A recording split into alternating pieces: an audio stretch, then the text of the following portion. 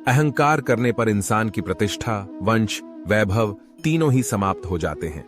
जीवन में कभी भी किसी से अपनी तुलना मत कीजिए। आप जैसे हैं सर्वश्रेष्ठ हैं। बुरे कर्म करने नहीं पड़ते हो जाते हैं और अच्छे कर्म होते नहीं करने पड़ते हैं। जो अपने मन पर नियंत्रण नहीं रखता वह स्वयं का शणय शणय शत्रु बनता जाता है। बुद्धिमान व्यक्ति को समाज कल्याण के लिए बिना आसक्ति के काम करना चाहिए। स्वार्थ संसार का एक ऐसा कुआं है जिसमें गिरकर निकल पाना बड़ा कठिन होता है। सेहत के लिए योग और किसी की जरूरत पर सहयोग दोनों से ही जीवन बदलता है। आत्मज्ञान की तलवार से काटकर अपने हृदय से अज्ञान के संदेह को अलग कर दो। लोग अगर समझाने मात्र से समझ जाते तो यकीन मानो महाभारत कभी ना होता। मनुष्य अपने विश्वास से निर्मित होता है। जैसा वो विश्वास करता है वैसा वो बन जाता है। मान, अपमान, लाभ, हानि, खुश हो जाना या दुखी हो जाना, यह सब मन की शरारत है जिसे तुम अपना समझकर मग्न हो रहे हो। बस यही प्रसन्नता तुम्हारे दुखों का कारण है। उस इंसान का मंजिल से भटक जाना तय है जिसकी संगत में नकारात्मक लोग रहते हैं। प्रेम सदैव माफी मांगना पसंद करता है और अहंकार सदैव माफी सुनना पसंद करता है। दिखावे के लिए अच्छा मत बनो। मैं आपको बाहर से नहीं बल्कि भीतर से जानता हूं। जो इस लोक में अपने काम की सफलता की कामना रखते हैं वे देवताओं का पूजन करें। व्यक्ति जो चाहे बन सकता है यदि विश्वास के साथ इच्छित वस्तु पर लगातार चिंतन करें। शब्द उतने ही बाहर निकालने चाहिए जिन्हें वापस भी लेना पड़े तो खुद को तकलीफ न हो। परायों को अपना बनाना उतना मुश्किल नहीं जितना अपनों को अपना बनाए रखना होता है।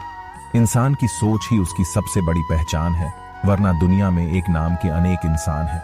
बहुत विनम्रता चाहिए रिश्तों को निभाने के लिए। छल कपट से तो सिर्फ महाभारत रची जाती है।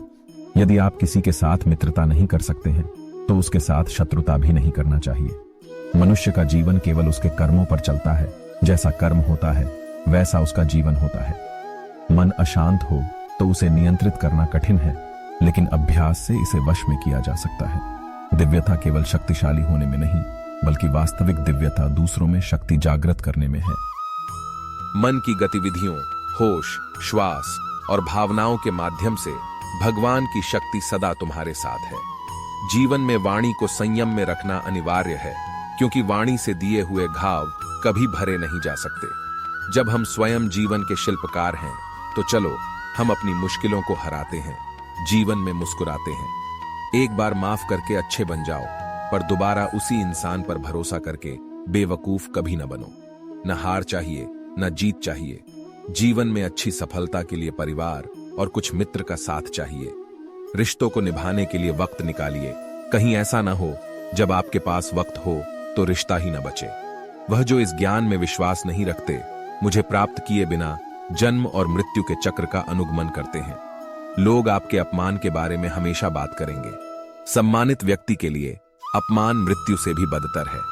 जो दूसरों की तकलीफों को समझते हैं, जिनमें दया है, दिल से अच्छे हैं, उन्हें दोबारा जन्म लेना नहीं पड़ता।